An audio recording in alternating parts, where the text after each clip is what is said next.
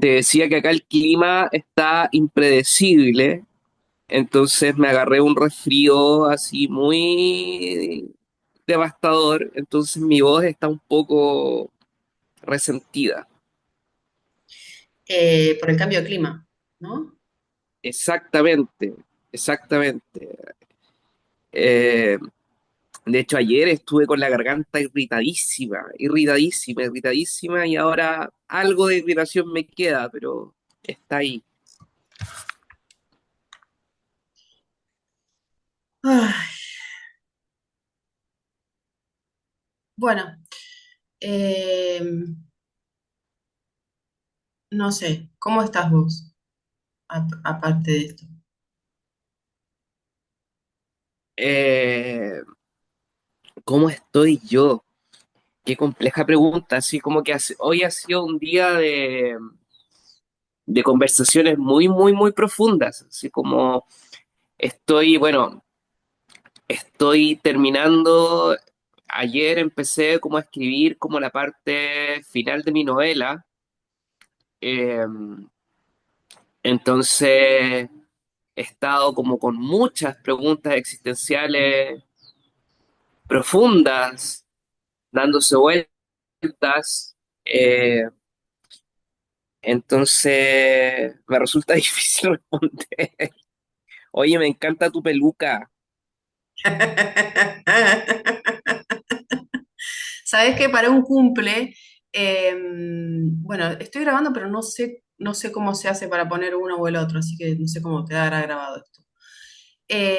Hace un par de años compré muchas de estas para un cumple y a todos mis amigos nos pusimos estas pelucas. Me inspiré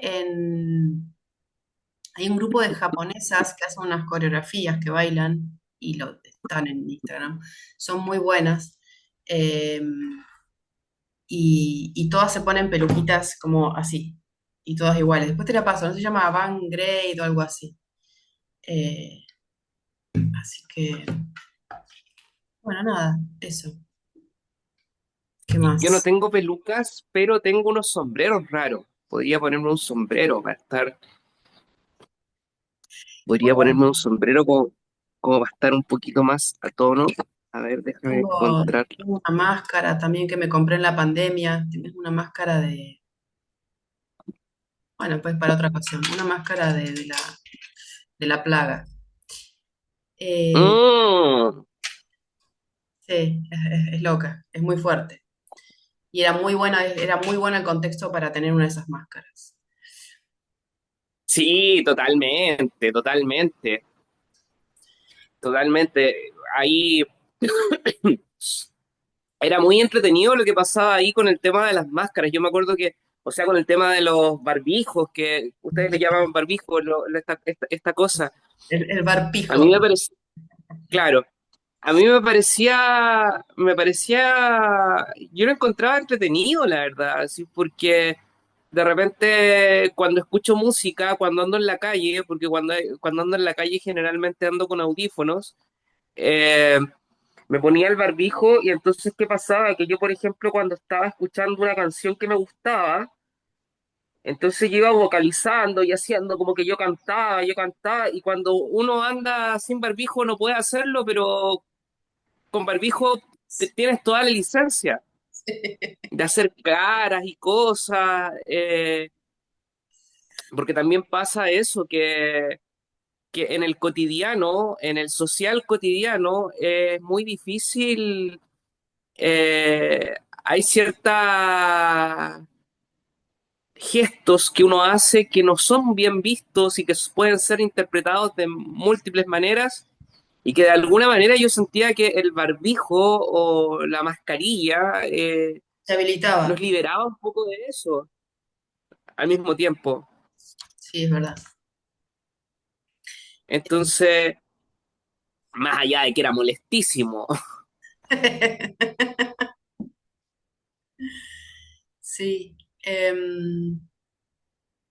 Ayer estaba escuchando, no sé, escucho algunos podcasts y aparecía, no me acuerdo de qué, de qué hablaban, alguna boludez, y aparecía la frase cliché estándar, sobre gustos no hay nada escrito.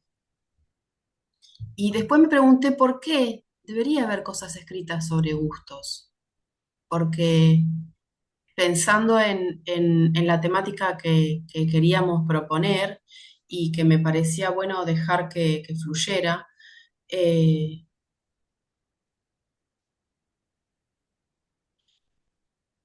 claro, también apareció porque ayer tuve mi clase de Tao sobre el punto de vista desde el que se ven las cosas.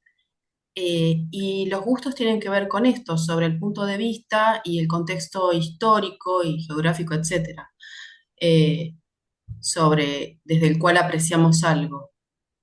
Em, y como también nosotros a veces hablamos de nuestras decisiones políticas, también están signadas por eso, porque, bueno, nada, un poco, quería como tener alguna propuesta. Después, ahora que me decís, yo voy haciendo síntesis siempre, ¿no? Ahora que me decís, es día para cosas muy profundas, también me pasa que estos días estoy hipersensible, eh, y puede ser en parte porque me esté por indisponer o en parte porque por cosas que estoy viviendo, con a veces con demasiada eh, mirada trágica, pero emocional, como me decís cualquier cosa y me pongo a llorar, o a veces me parece que las cosas son más profundas para mí que para otras personas. Bueno, nada, un poco de boludeces. O sea, como dices tú, tiene mucho de boludez, pero también tiene mucho de cierto. Y yo creo que tiene que ver más que nada con un asunto de que pareciese que en esta época en que estamos viviendo no hay parámetros objetivos de nada. Entonces es muy difícil aferrarse a esas visiones, porque esas visiones, lo que ocurre en estos momentos es que coexisten muchas versiones y se superponen, y todo depende del contexto que nosotros vayamos construyendo.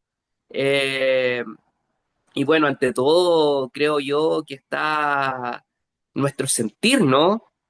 Eh, de pronto a nadie le gusta y a nadie le hace mucha gracia cuando te dicen que tu sentir, de acuerdo a ciertos otros parámetros, no existe, porque tú no estás viendo tal o cual cosa. Eh, a mí siempre me ha parecido que esa es una dificultad bien grande a la hora de los seres humanos establecer comunicación. Eh, Como suponer que existe un parámetro donde alguien puede decir objetivamente que lo que yo estoy sintiendo no es así porque yo no estoy viendo tal o cual cosa. Yo creo que lo que ocurre es que nosotros estamos viendo porciones distintas de las cosas y que ni aunque las sumáramos todas de todos los seres humanos, llegaríamos a ver las cosas en sí tal como son. Entonces, eh, pero de alguna manera también ocurre que al tratarse de seres solitarios, en medio de nuestros quebraderos de cabeza cotidianos, necesitamos establecer ese puente de, oye, loco, estoy entendiendo lo mismo que tú y concuerdo con lo que tú estás manifestando. Y de alguna manera eso va creando valores, ¿no? Ajá.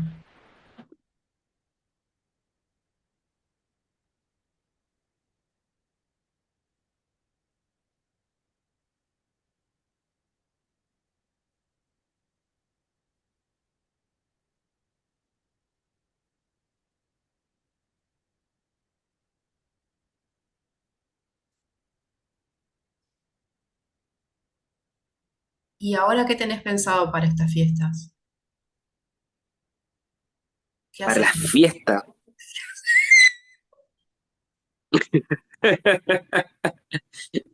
Qué loca la pregunta. Bueno, eh, a mí me pasa que, bueno, eh, yo vivo solo hace mucho tiempo, hace más de 8 años que vivo solo. eh, y de alguna manera yo siempre sentí las fiestas de fin de año como una especie de ladrillo, como una especie de imposición, como que, ya, porque todos se pusieron de acuerdo que había que celebrar, uno tenía que celebrar, ¿no? Sí. Sobre todo estas fiestas como la Navidad, también hay un componente económico del regalo, la cena, etcétera, etcétera, etcétera. Entonces a mí me pasa que desde que vivo solo como que no tengo la necesidad de una fiesta. De hecho, como que algunas veces tenía como esta necesidad de ya, si en las otras casas están cenando, yo debería también hacer una cena. Eh, pero, por ejemplo, en mi casa no hay árbol de Pascua, porque, bueno, yo no me considero adscrito al judeo-cristianismo. Entonces, como que si no soy judeo-cristiano, ¿por qué tendría que celebrar Navidad? Por ejemplo, o, o por otro lado, el Año Nuevo. Eh, si el Año Nuevo del hemisferio norte tiene que ver con los solsticios de verano e invierno, y resulta que nosotros en el hemisferio sur seguimos un calendario del hemisferio norte y cortamos el año a la mitad porque no esperamos la vuelta. ¿Por qué tendría que celebrar eso? ¿Me fijáis? Entonces, yo no me hago caldo de cabeza. Yo en general, Pero eh, no es el calendario más allá de los hemisferios o el clima? ¿No es el calendario de 1 de enero? es que ese calendario precisamente, o sea, si tú te fijas, eh, los calendarios que nosotros utilizamos son calendarios del hemisferio norte. Entonces, el sentido del año es la vuelta del sol en el firmamento, ¿no? Sí. Donde asumimos que el verano es el punto más alto, donde está el sol en el punto más alto, y donde asumimos que el invierno es el lugar donde el sol se recoge. Entonces, lo que ocurre en nuestro hemisferio sur, de que nosotros cambiamos el año cuando el sol está arriba, Ujú. ¿te fijas? Sí. No cuando el sol se recoge, no cuando ha dado una vuelta. Eh, Entonces, no sé si lo entiendo. Pensé como que era la fecha en la que empezaba, o era una decisión, digamos, idiosincrática de, de que, bueno, más o menos nos acordamos que era esa fecha. claro, claro, es una decisión idiosincrática, pero por ejemplo, si tú miras cuando se celebra el Año Nuevo Mapuche, hablemos de una cultura nuestra, y Mm. tenemos que los mapuches celebran el Huayripantu el 21 de junio, Sí. y el 21 de junio corresponde precisamente a cuando el año entra en reposo. Ujú. Si Ok. nos, vin- ¿Te fijas? O sea, eh, para todas las culturas, siento yo a lo largo del mundo, como la manera en que se cuenta el tiempo es una cosa como bien sagrada y como que generalmente está conectada con un habitar, Ujú. pero no es nuestro caso. Claro, pero vos podrías tener más afinidad con la cultura mapuche y yo podría tener más afinidad con la cultura judeo-cristiana, cristiana, ponele. O más cristiana que judeo, por mi ascendencia, por tu ascendencia, qué sé yo, la afinidad que uno presiente. Eh, Claro, porque me refiero a a la etnia. Podría ser una decisión de esos valores, podría ser una decisión de esa orientación, de esa observación. claro. Digo, me autopercibo, por decirlo en unos términos modernos, me autopercibo argentina con ese tipo de ascendencia. Claro, Como claro, es que lo que también pasa es ser que parte, yo soy descendiente de colonizadores y vos te percibís más descendiente de colonizados. yo me percibo más bien una mezcla, Claro, ¿no? una mezcla. Eh, claro, yo me percibo más bien una mezcla, pero a esta mezcla no le hacían sentido esas fiestas masivas, ¿te Claro, fijáis? a mí no me hacen sentido porque no me hacen sentido la mayoría de las cosas, depende del día de cómo esté. Eh, no, no, ayer, o sea, viste que yo voy a las reuniones de Tao, pero no me, no me siento practicante del Tao y a veces, y a la vez sí, porque es tan abierto es tan abierto que vos no tenés que ser un soldadito que hace caso a todo, a las cosas que decía Confucio. Y qué sé yo quién era Confucio. Por ahí escucho que Confucio abandonó a su familia para irse en peregrinaje con sus ascetas y tenía sus chonguitos ahí y era cualquiera el O chabón, sea, ¿entendés? Me digas lo que tengo si que nos hacer, vamos, que hacer. claro, Confucio. si nos vamos a lo estricto, el Tao y el confucianismo, se podría decir que el confucianismo es otra cosa, es como parte desde ahí, es como de la misma rama, pero es otra cosa, ¿no? Eh, Es, yo o la sea, verdad es que, por ejemplo, yo la verdad es que, por ejemplo, desde que conozco el I Ching trae consigo, hay una parte muy confucionista o confuciana del I Ching, que son las imágenes. Y a mí la verdad, así en lo personal, así como al sentir, como que siempre Confucio me parece como, como demasiado determinista, ¿no? sí, es otra época y y era una época de mucho caos. Entonces estaban estos tipos que trataban de poner, de bajar un lineamiento para ordenar la sociedad y las conductas. Entonces, Claro. eh, siento que ahora que lo decís, en este momento pasa algo similar, que es necesaria una ley ordenadora después de ciertos desmadres a nivel global. Por eso se siente como restrictivo cierta imposición de querer volver a cierto orden. Eh, pasó en los 80 con el destape, después, como al revés, después después de, de cierta rigidez militar, poner en la época de Franco, con el destape, a ese destape me refiero, a cierto desconche por estar tan restringido todo. Y eso también lleva a un desmadre. Eh, no sé, estoy tirando fruta, pero lo asocio con los tiempos, con las épocas de cada momento. O Como sea, tratar de encontrar es muy un punto interesante, medio. claro, es muy interesante lo que tú señalas. Yo no sé si tú has escuchado hablar de los yugas hindúes. ¿No?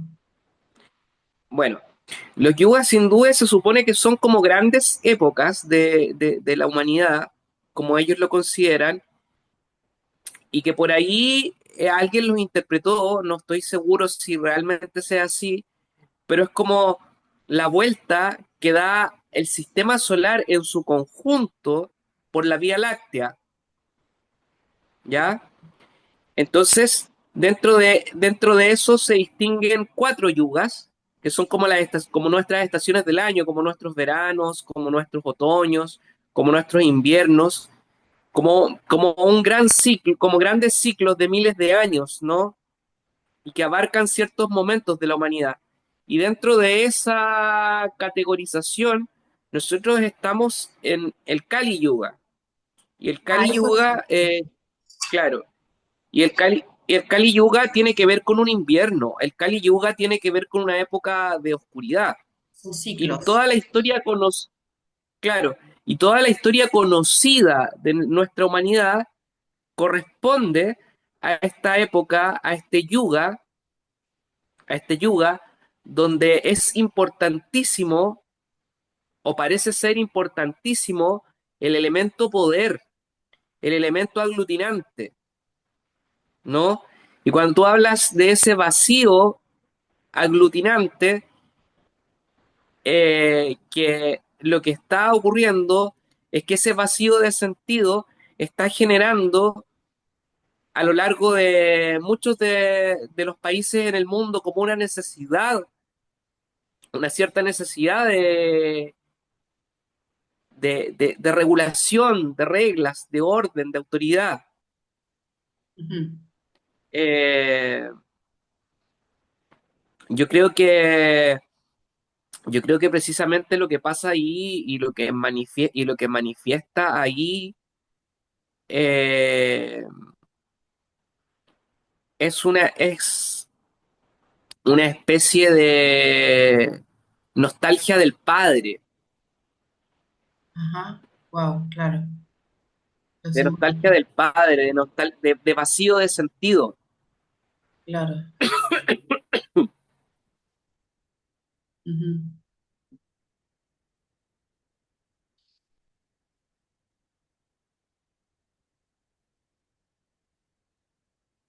No, no, no sé, no sé, no sé, no sé, no sé, qué sentido te hace a ti. Y para mí todo cobra sentido. Este, em, la dif- Antes habría reaccionado más pasionalmente y ahora me produce como varias emociones, angustia o lo que sea, eh, porque con la edad uno cobra más densidad por ahí. Por eso también reflexiona más antes de reaccionar, impetuosamente, eh, o lo transforma en otra cosa. eh,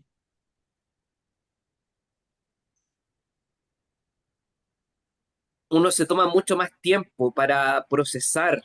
claro. em, Sí, yo creo que por ahí también va eso que la gente llama sabiduría, ¿no? Y que la sabiduría es algo que nunca,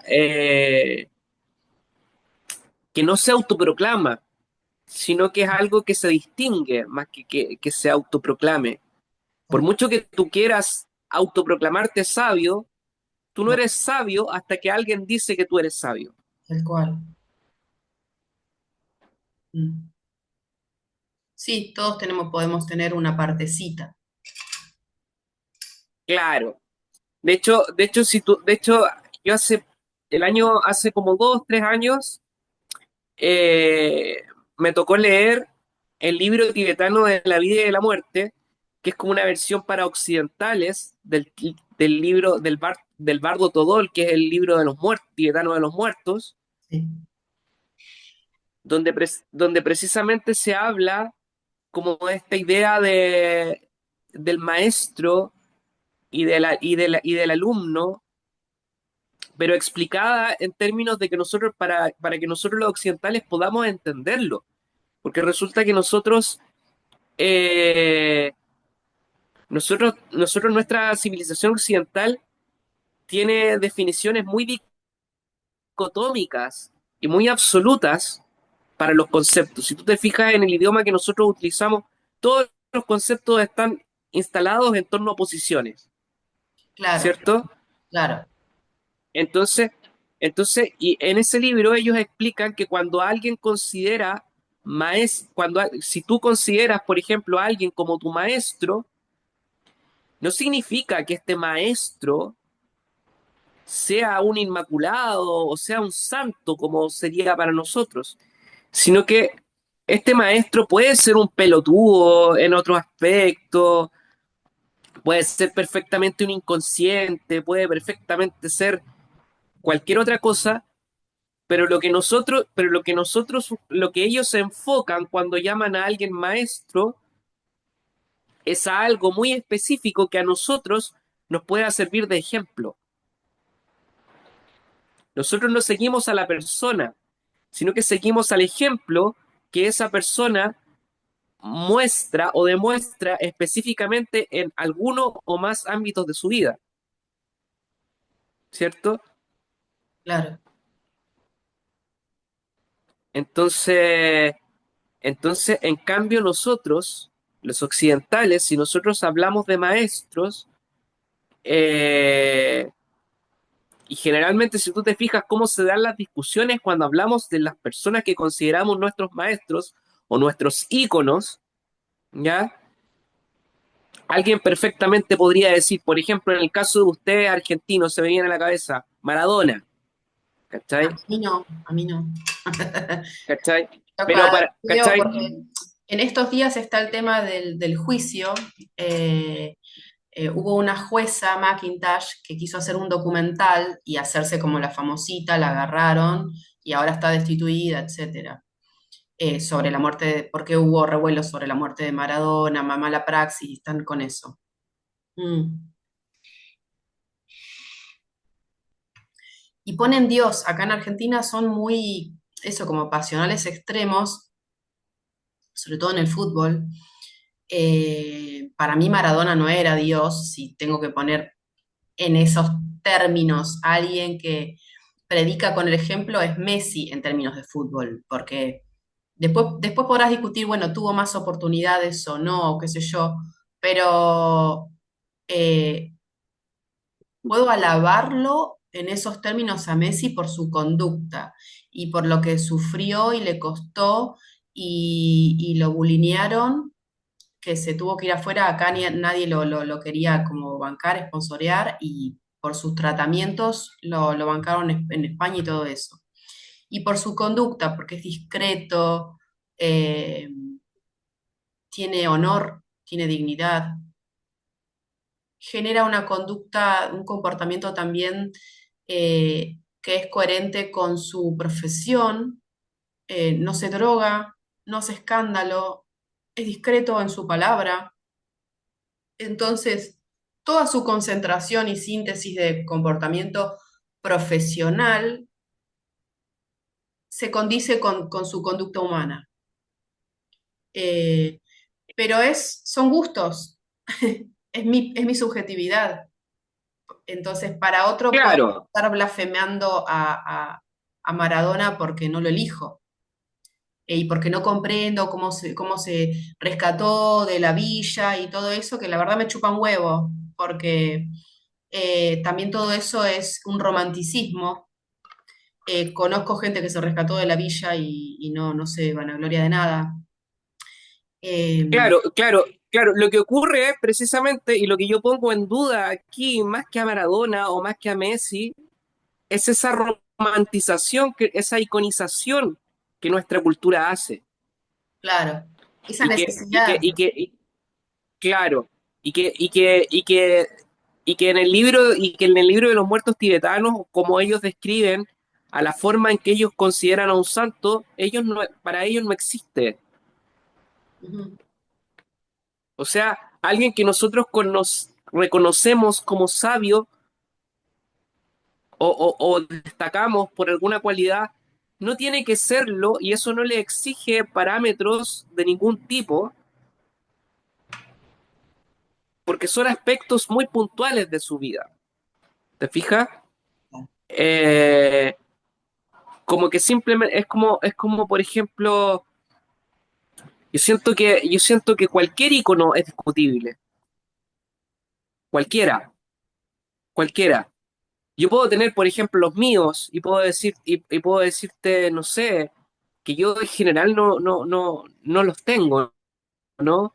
Me cuesta mucho decir, me cuesta mucho encontrar a alguien a quien yo podría decir, sabes que yo voy a defender a esta persona a muerte. No, porque no los a conozco. muerte no, pero ponerse su camiseta. No creo que nadie vaya, quiera dar la vida por nada. Hoy en día, Claro, pero no, adherir con un poco más de sentimiento que para otras cosas, que hacia otras cosas. claro. Yo por ejemplo no tengo esa adhesión. No, No, no, no, no, pero nunca, no. ya respetarlo para mí es un gran sentido, respetarlo. Como de todos estos tótems que se han caído y de no creer en símbolos y religiones, sí personas que dejan su legado por su conducta, más allá de ser brillantes o no en la profesión que eligieron, su conducta. Yo sí respeto la conducta de una persona, me parece mucho, porque no sé si soy capaz de cumplir con tantos requisitos. ¿Quién lo es? En cierta forma. Eh, pero yo siento que igual, bueno, yo soy comunicador. Entonces, entonces yo lo que entiendo y lo que a mí me enseñaron en la universidad un poco es que estas ideas se van construyendo, ¿no? Entonces, generalmente los personajes públicos se construyen y se preocupan de alguna manera, en mayor o menor medida, de construir este discurso. Pero al final lo que están construyendo es como, por ejemplo, en este caso, el avatar, digamos, Maradona, o el avatar Messi, o el avatar Madonna, llevándolo al otro lado. O es como, es como, hay personas, hay profesionales que se dedican a construir eso, y por otro lado hay otros profesionales que se encargan de destruir eso. ¿Te fijas? Claro. Y el tema es que la naturaleza misma de los medios de comunicación nos lleva a esta dicotomía, ¿no? A ese enfrentamiento, a ese conflicto, ¿te Ujú, fijas? sí. Que de repente, a mí me parece que no tiene mucho sentido, la verdad. No, a mí tampoco. Este, ¿Te fijas? Es como, por eso siempre me gusta resaltar, pero no siempre es posible arguir sobre esto. Inventé una traducción pedorra. eh, y aclarar eso a priori para que esté en un vínculo, en una relación. De lo que decíamos la otra vez, yo no me voy a pelear con un amigo por ideología, por adhesiones políticas, porque es lo mismo que Boca y River, que fútbol. Eh, Cuando hay tres millonarios que deciden nuestros gustos, porque deciden nuestros gustos, nos muestran lo que ellos deciden que es válido según la época y son conscientes de este vacío, son conscientes de este vacío de padre, de íconos, de percepciones para rellenarlos con una publicidad, con una propaganda. Y propaganda pero se yo entiende creo que, en el sentido comunista. claro, Entonces, yo me claro, llego de eso de mi algoritmo y compro ese pantalón, ¿entendés? mm, pero yo creo que hay una dimensión ahí que igual, y te lo planteo como pregunta, ¿no? Eh, por ejemplo, si tú tienes una persona que es amiga tuya, que está enfermo de cáncer, por ejemplo, o que tiene a su mamá enferma de cáncer, tiene algún pariente cercano enfermo de cáncer, y la persona a la que tú apoyas políticamente eh, va a generar leyes o generar mecanismos para que el Estado no cubra el tratamiento de cáncer. Entonces, ahí esa ideología, ¿qué pasa ahí con esa ideología? Yo estoy muy atenta a eso porque es algo que vos publicaste, pero creo hay que ver en la acción. Yo quiero que me muestres en la acción donde ese, ya sé de qué estamos hablando, decidió que no te iba a dar los medicamentos. Porque volviendo a qué tipo de información te llega, a mí me llega otro tipo de información y en los hechos no veo que haya ocurrido. Como no veo que haya ocurrido la quita de derechos, o la quita de la educación pública o la salud pública, sino todo lo contrario, se triplicaron los subsidios, el valor de los subsidios, la jubilación, y ahí se abre otro mundo, porque es otro contexto, y hay que ver en qué contexto funciona un sistema y en qué contexto funciona otro sistema. Y si ese mismo sistema al que yo no adhiero es bueno para tu contexto, yo lo voy a votar, aunque yo esté en contra. Porque, vuelvo a decir, los sistemas que son idealizaciones, como las políticas, son distintas propuestas en distintas épocas. Y tal vez yo adhiera al sistema que a vos te gusta en un 20% y al que me gusta en un 30%, porque en este momento ninguno cubre todas las expectativas o necesidades. Yo creo que en ningún momento, ¿ah? Bueno, no sé otras épocas porque no las viví. Hablo de esto, Claro, yo hablo creo de que, aquí y claro, ahora, dentro de claro, lo poco que yo puedo ver. Mi visión es limitada claro, yo creo, claro, por la claro, yo creo tecnología, que por la información, por el WhatsApp. Mi visión es limitada. claro, yo creo que en ese sentido es muy difícil y yo creo que precisamente por eso es tan difícil que exista un nexo tangible entre la política, que es algo tan lejano, y nuestra cotidianeidad, porque nuestra visión siempre es muy limitada a nuestras propias circunstancias. Y generalmente cuando nosotros hablamos de política, hablamos de que tomamos decisiones, las personas que están ahí metidas en política, toman decisiones que afectan a millones de personas, ¿cierto? Claro, A millones de personas. Entonces, si nuestras decisiones afectan a millones de personas, siempre vamos a afectar positivamente a algunas de ellas y vamos a afectar negativamente a algunas de ellas también. Y ahí es donde se va a generar, y ahí es donde se va generando los contrastes, ¿no? Eh, y esos contrastes también van a fluctuar de acuerdo a nuestra clase social, de acuerdo a nuestra ubicación geográfica y de acuerdo a un montón de otras cosas que nosotros no controlamos, por ejemplo, la propiedad de los medios de comunicación, eh, la cantidad de dinero en estos tiempos, la cantidad de dinero que invierto en la propagación de información, porque es porque hoy en día es muy frecuente en todos los lugares del mundo, existen estos bots que son repetidores de información a beneficio de alguien y que son y que independientemente que mientan o que digan algo sirven como para posicionar temáticas y posicionar temáticas en torno a discusiones binarias, si estoy a favor y en contra, si exacto, estoy de acuerdo o si estoy en desacuerdo. ¿Dónde está exacto. el matiz ahí? No Sí, hay es. matiz, Ujú. no hay profundización. Lo que hay es una algoritmia eh, que hace muy receptiva mi opinión al algoritmo que yo recibo. Y ese algoritmo que yo recibo es muy distinto al algoritmo que otra persona va a estar refiriendo. Y es tan